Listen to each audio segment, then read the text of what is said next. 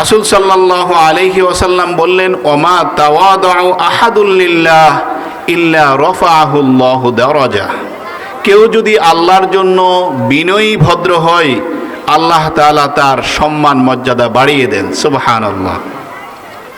তাহলে এই হাদিসে রাসূল করিম সাল্লাল্লাহু আলাইহি ওয়াসাল্লাম কয়টা কথা বললেন? তিনটা কথা। এক নাম্বার বললেন, আল্লাহর রাস্তায় সম্পদ দিলে কমে না। দুই নাম্বার বললেন কি,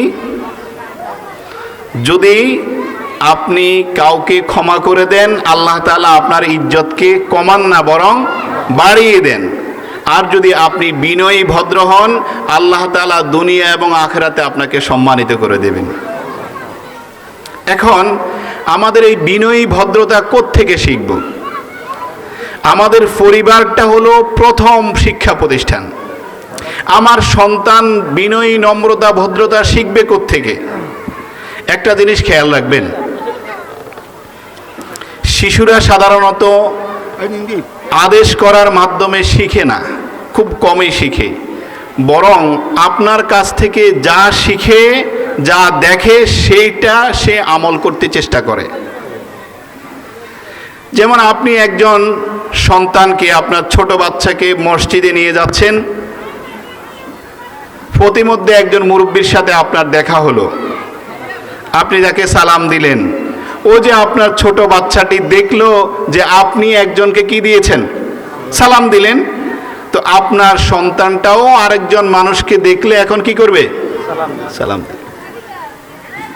একইভাবে আপনি কারো ঘরে গিয়েছেন, ঘরের সামনে দাঁড়ালেন, আপনি ঢোকার আগে আসসালামু আলাইকুম বলে অনুমতি নিলেন। আবার একই সাথে আপনার বাড়িতে মেহমান এসছে, তাদেরকে সুন্দর করে সালাম দিয়ে চেয়ার টেনে দিয়ে বসতে বললেন। এই যে আপনি যে কাজগুলো করছেন, ঠিক এই কাজগুলোই আপনার সন্তান শিখবে।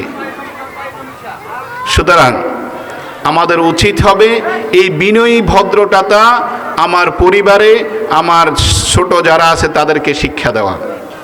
প্রিয় উপস্থিতি, আমরা সাধারণত বাইরে থেকে কোথাও থেকে আসলে আমাদের মেজাজ একটু খিটখিটে থাকে। যেমন ধরেন আজকে রাত 11টায় মাহফিল শেষ হবে, আপনি বাসায় গেলেন, গিয়ে আপনি ক্ষুধার্ত, তরকারি জাল দিতে একটু দেরি হয়েছে, ভাত দিতে একটু দেরি হয়ে যাচ্ছে, আপনি খুব চিৎকার চেঁচামেচি করলেন। এর থেকে আপনার পরিবারের সদস্যরা কি শিখবে? আপনি বিনয়ী ভদ্রতা শিখাননি, বরং চিৎকার চেঁচামেচি